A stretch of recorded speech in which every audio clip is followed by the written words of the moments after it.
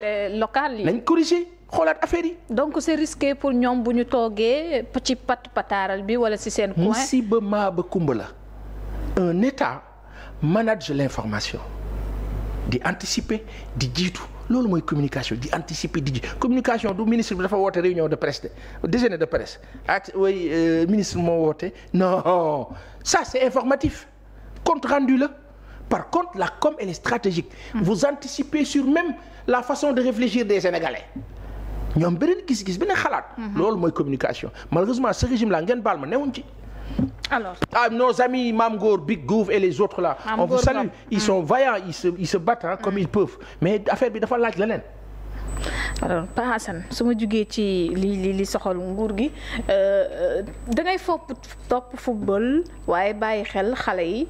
également ni ñu ci bëggee foofu moom bëgg naa nga wax ñu sa gis-gis. ce qui se passe avec nos enfants yi nga xamante ne wala nos frères et frères yi nekk ca Ghana. gis nañu ku ci mel ni Cheikh Touré. gis nañu ku ci Momo ba ci ñi tudd ku ci mel ni Bamba. malheureusement waaw en tout cas yi mi ngi gën a bëri que am na ay xale Sénégal yu ñu ndax yóbbu leen di laajte ay rançon waaye mujjantal gi ñu ñàkk seen bakkam wala ñeneen ñu nekk ci situation yu très risquée état du Sénégal nag dugg na mais que faudrait-il faire quand même tey loolu noonu réglé wu waaye itam ci avenir bi ñu xam. am na ci benn cas. boo xam ni ci suba lañ ma ko xamal. il s'appelle Alassane Diallo yaayam mu ngi Maroc et que yaayam nee na depuis samedi la ko gëj a jot. on est quoi aujourd'hui? tey la mercredi. waaw nee na samedi la ko gëj a jot bi muy wax ak moom fekk daf ko laaj xaalis bu mu ko war a yónnee mu ne ko jox ma numéro bi ma ko war a dugal Orange Money wala yëpp mais ba tey joxu ko numéro bi te jotaatu ko et man je me pose la question les familles. Sauf que Sénégal gis nga loolu moo tax gis nga média ak presse état waru ko sax foowee les Sénégalais ont besoin qu'on leur donne la bonne info les Sénégalais ont besoin qu'on leur parle xam nga tey dañuy wax naan non ñëpp am nañu téléphone ñëpp am nañu connexion. ñëpp amuñu connexion de am na ñoo xam ni 200 francs bu ñu ko amee connexion ci journée bi seen affaire baax na guddi gi la ñuy dem bala ñuy tëdd ñu taal seen 200 francs yooyu connecté wu. ak li leen Orange di lebal wala Expresso wala Free maanaam li ñuy jot genre. ñu daal di xool après bu ñu xëyee suba lijjanti waat 200 wala 300 pour connecter waat ci journée bi am na koo xam ne yor na wifi. am na koo xam ni données mobiles yi gongo yor na lu doy mais si l'État du Sénégal actuel pense que non parce que au moment où on combattait les réseaux nous ont aidés oui et que toute l'information repose sur les réseaux da ngeen di nelaw men l'information dafa am ñoo xam ne ñu ngi dëkk ginnaaw Kousanaar am ñoo xam ñu ngi dëkk ginnaaw Bakel. am ñoo xam ñu ngi dëkk ginnaaw Matam mais ñooñu amuñu connexion réseau ba sax baaxu fa. oui donc ñooñu télé la ñuy seetaan. radio télévision sénégalaise la ñu am ak rajo Sud FM.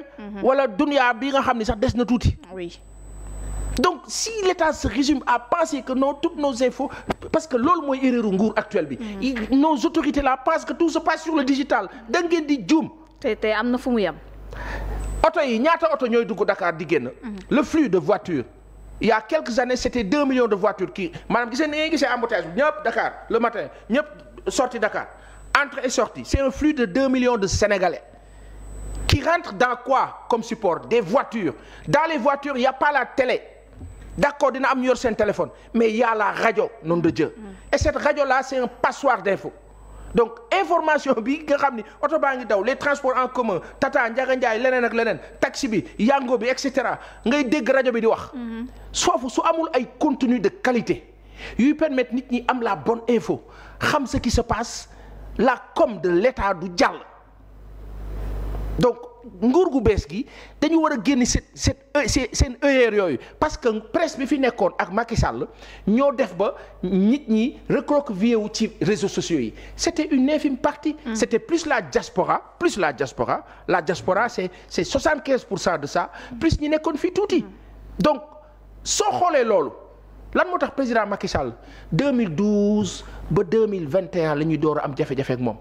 toog na fi daanaka premier mandat bi kenn yëngatuwul lu tax parce que jàpp nañ ni bon ça va alors que ça n'allait pas ñun ñu tuuti ñoo doon alerter mais li ñu doon alerter fekk na presse bi dans son ensemble di def une autre communication la presse n'informait plus elle communiquait pour Macky Sall communication boobu moo nëpp Sénégalais yi lépp ba ñu koy bis lépp ne tel bi lépp ne tëll nag TikTok feeñ réseau Facebook bi gën a yaatu nit ñi gën a comprendre il y a une jeunesse qui avait 15 ans quand Macky Sall venait d'être élu cette jeunesse là a maintenant 20 années wala 21 ans wala 22 ans ñoo doon génn di xeex.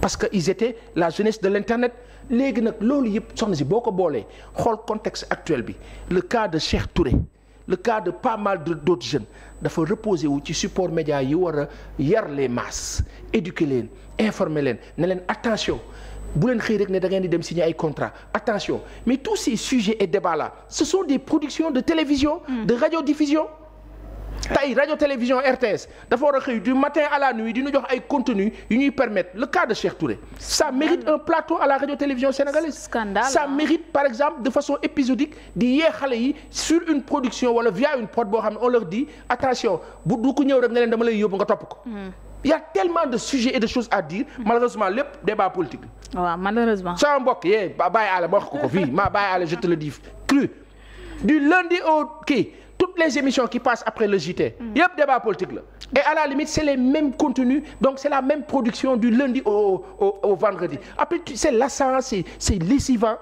les gens ne respirent pas la télé la radio ne respire pas te loolu moo dal télévision yëpp moo dal RTS moo dal Walf moo dal TFM moo dal Sen TV ñëpp tout le monde débat politique politicien mais après ça bouge pas li ñu war a wax nag malheureusement duñ ci ne dañuy nekk rek ci le cas Madiambal le cas je ne sais pas quoi Ousmane Sonko tontu na ko tiwaat na un peuple ne peut pas exister comme ça jeunesse bi quand même manqué espoir ba dugg ci lu ñu xamul. moo tax réew yi li fa nit ñi war a ñaan mooy yàlla muccal leen ci ñàkk te xale kenn du ko sas responsabilité de dépense quotidienne naan ko kër gi sa baay yorul dara sa yaay yorul dara yow yaa war a dem lijjanti kër gi fekk il a 16 ans 17 ans ou 18 ans c'est-à-dire que xale boobu dafa war a jàngi day def sport dem jàngi wala mu def sport jàngi def musique atelier wala mu def sport jàngi def formation professionnelle di màgg ak moom mais bërit dem na am na ku ñëw may ko benn 100 000 francs moo jur mbiru góor jigéen yéeg na ma yàlla bal ak lu ne il faut que dëkk bi delluwaat ci sacerdoce bi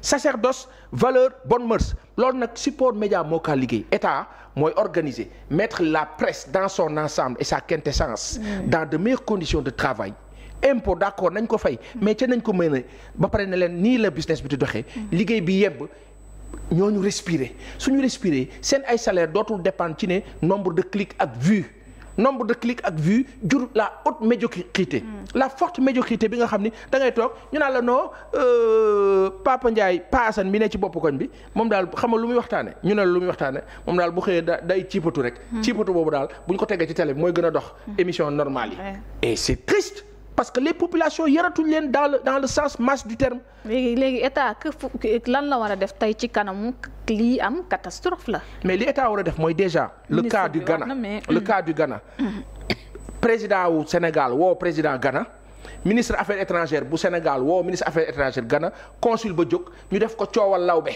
yóoxu ko sa kaw saliiru ko xulil Afrique yëpp tiit. Sénégalais def nañ ko coow law ba dégg waaw population yi def nañ ko. mais état bi d'accord sur le plan institutionnel ñu ngi agir. mais ñu gën ko def davantage. amplifier ko et ça c'est le boulot des médias muy RTS média d'État di média privé. léegi est-ce que ministère des sports waru ci wax ministre de la jeunesse également. ñoom ñëpp ci war a après ministère des affaires étrangères. ñoom ñëpp ci war a dafa mais lii jar na sax conseil interministériel nga naan la pour dimbali les populations. mais je le répète ici état au Sénégal.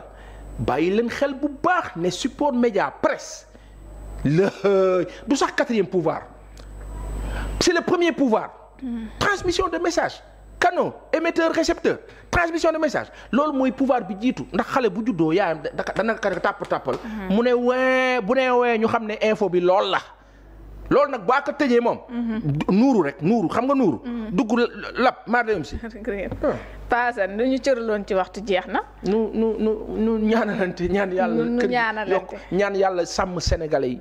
ñaan yàlla kàttanal nguur gi ñu réussir parce que amuñu temps bu noo perdre. nguur gi bu réussir mais après demee bu nguur gi réussir bu dee ñoom ils ont le talent am nañ d'autres gens qui peuvent faire mieux que Macky Sall amaana bés boobaa sénégalais yi xalaat rek. mais c'est pas une question que daanu ngeen ñii falu nañu que non ñii foog ñu daanal leen waxi dof ngeen baal ma.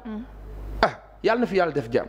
amiin jërëjëf. da nga wax gars yi ñu abonné sama chaîne YouTube Pass TV. waaw wax leen ko. dégg nañ ko.